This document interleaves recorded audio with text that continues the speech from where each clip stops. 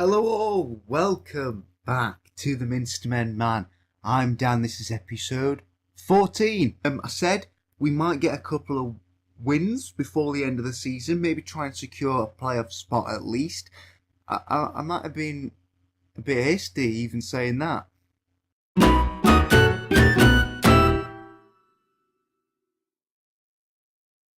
Hello. I thought we could win. I thought we could beat Oxford. We went 1-0 up, 36 minutes, Scott Fenwick. It's half time. Fired everyone up again, everyone motivated. We sit back a little bit more. They get a goal in 55 minutes. They get another one in 58 minutes. They get another one in 62 minutes, just 4 minutes after in the space of 7 minutes.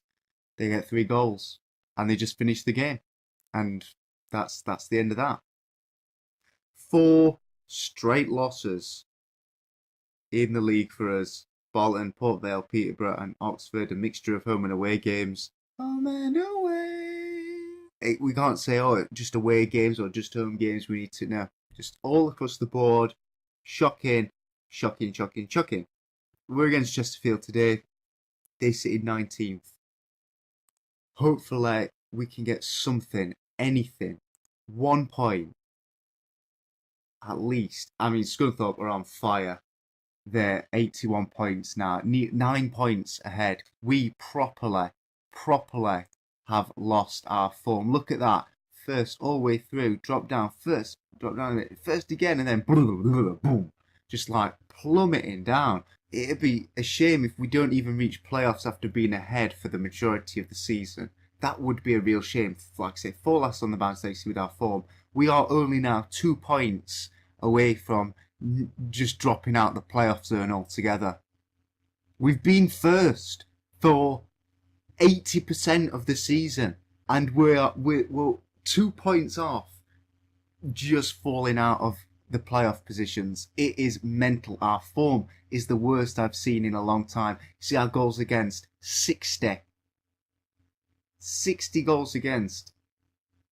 Our goals for 71. That's decent actually. I think that's the third best or joint second. Oh no, joint third with Peterborough. So that's decent, but our goals against is just shocking. It's ever since we've lost Craig McGilvray, our first team goalkeeper, to Wigan in the January transfer market. They got him on that release clause fee.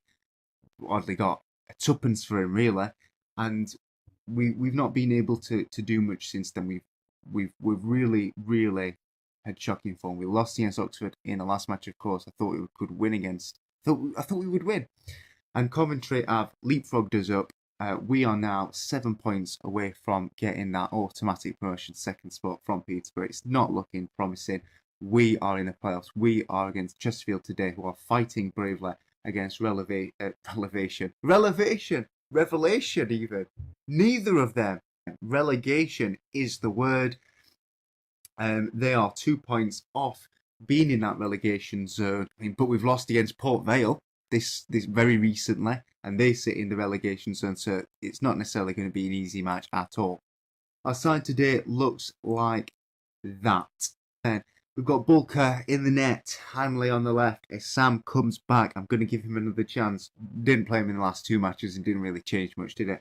And Gala gets a chance. I think this is like his 5th game or 6th game or something. No, it's his first competitive game. Okay. Rooney on the right, Winchester on the right. Mafuta comes back because he's been really our most consistently good player this season on form. He's by no means an excellent player. Look at him.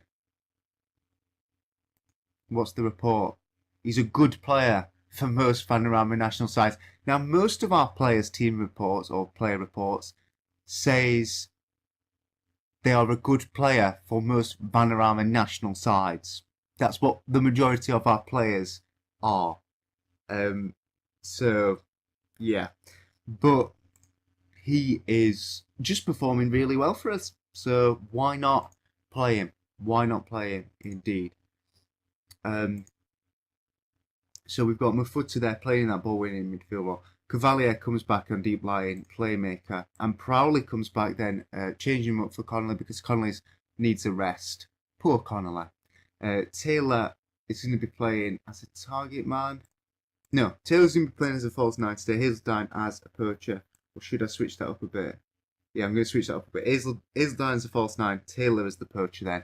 And we're going to see what we can do. We're going to play on contain for the first few minutes, just so we don't concede an early goal, hopefully. I mean, it worked against Millwall, so let's try it. I don't know anymore. I thought I knew what this game, how to play it. I don't know. I don't know anymore. I'm just completely winging it. They're playing a 4-2-3-1. I don't really like that formation. Don't like to go up against it. We'll see. They are favourites, despite sitting 2 points above relegation. They are favourites for this match, which just tells you what kind of form we're in. I've told them to go out there, get some revenge. Chesterfield must have beaten us last time or something. Can't remember. So let's begin then. We away against Chesterfield, of course. We really could do with a point today, or 3 points. Dare I ask for that, FM gods? Dare I ask for that? We'll just see what we can do. Like I say, I would be happy with a point. It sounds sad, but since we've not had one for 4 matches, I think a point would be a nice gift. McGinn, Hanley does pick up the ball from Sam there, and we're now up on the left hand side with Taylor into Mafuta, Hazeldine in the centre, and then Winchester, but then didn't really account too much. It was more like watching rugby. That it was like a rugby passing move that we just did. Bulker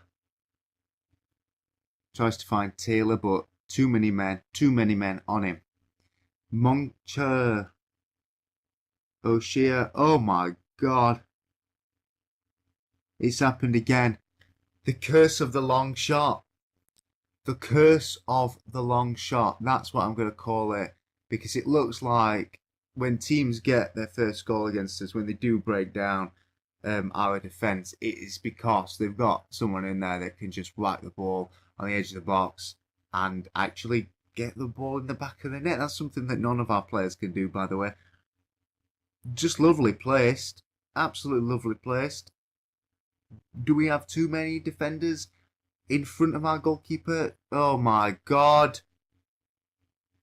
It is all falling apart. It is all falling apart.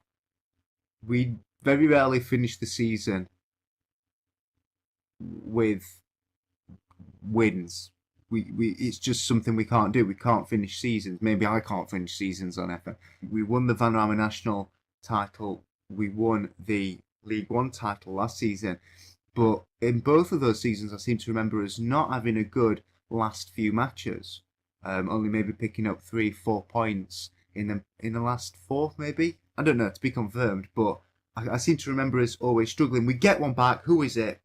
Gus Mafuta. He steps up when we need him to step up. He really, really does. Hazeldine with a nice free kick. We've got plenty of men. There's loads of men in the bottom. I mean, it's like an ant's nest.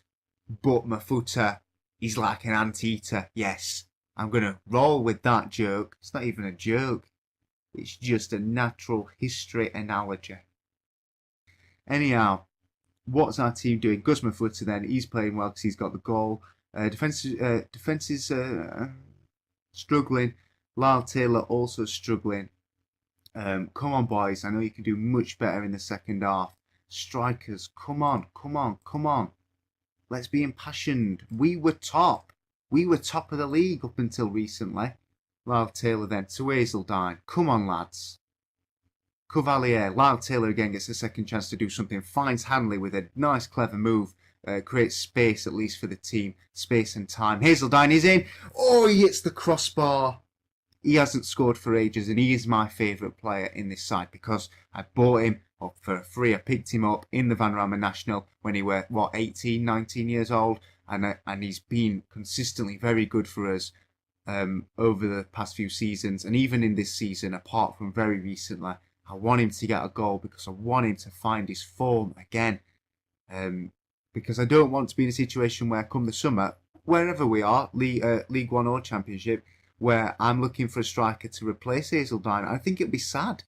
I want to play Hazeldine because I want to see him progress in this save and as a player. And I'm his favourite personnel because I suppose I have faith in him, being young as well.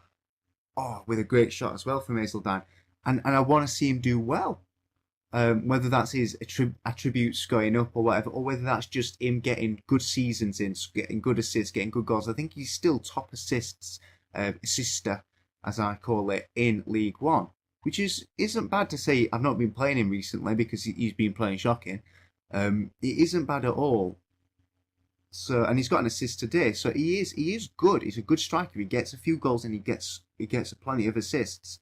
It's just I think we need a goal scorer, an actual goal scorer who, for Hazeldine and Fenwick to play alongside. Lyle Taylor, certainly not really that goal scorer. Simeon Jackson on the bench, he doesn't score goals either. And the one thing we could do is bring Hazeldine on, and then Lyle Taylor off for Simeon Jackson, who would then perhaps play. I'm not really going to play a defensive forward, I don't think, but maybe stick him up as a deep line forward. Just to see how that goes, but then perhaps Hazeldine might find himself in a goal scoring opportunity, or at least a few more. He has got himself in some good goal scoring opportunities, which is really, really good to see. It's not been a bad match so far. Hazeldine with a shot, it's deflected off the wall. It's not been a bad match. I mean, oh my god, it's not been a bad match. I mean, oh my god, I just jinxed it. Oh, good job, Bulker. Managed to do all right then. He was drawn off his line, but he had to because otherwise he'd be giving the striker Hennen too much space there to calculate his shot. Am I recording? I think I am. Not too bad this match. It's been an hour. We are losing, but we have come back. We do look to be having more chances. We've been playing, I think, better than in the previous matches. It is an improvement of sorts. Winchester now, but does lose it, and now Hennen up for them. They've changed their formation to much more defensive formation now, with just the lone striker, the number 9 there, on his own up front, with 2 defensive midfielders. I don't really want to change anything though, even though we are uncontained, because we are having a decent amount of good chances, and if I change something now, it's just going to confuse the players, isn't it? Hazeldine. He had options, but he was closed down quite quickly. His option was Simeon Jackson, who was in plenty of space. Winchester crosses it in, but doesn't come up anything. We're having plenty of possession in the middle of the park. Well, maybe not so much now. But now we are. I'm not sure we're going to get one back. I'm really hesitant to change anything though, because it's not like everything's going wrong or there's any particular weakness that I can see that's obvious to me. Prowley with an awful shot. I'm just wondering if we just increase the tempo a little bit. We take play even safer off, and we do something more like that. Just because we seem to be closing down, Chesterfield seem to be closing our strike force down quite quickly. So hopefully if we increase our tempo, if we don't play safe, we don't think about it too much, we can exploit the space that they're leaving, their defenders are leaving, by closing our players down, hopefully. Hanley is in, but does win a penalty. Fantastic, fantastic. Can we salvage a point? This would be amazing. I'm celebrating salvaging a point against relegation battling Chesterfield here, even though we've been sitting top for the majority of the season. That's how bad it's got. Hazeldine!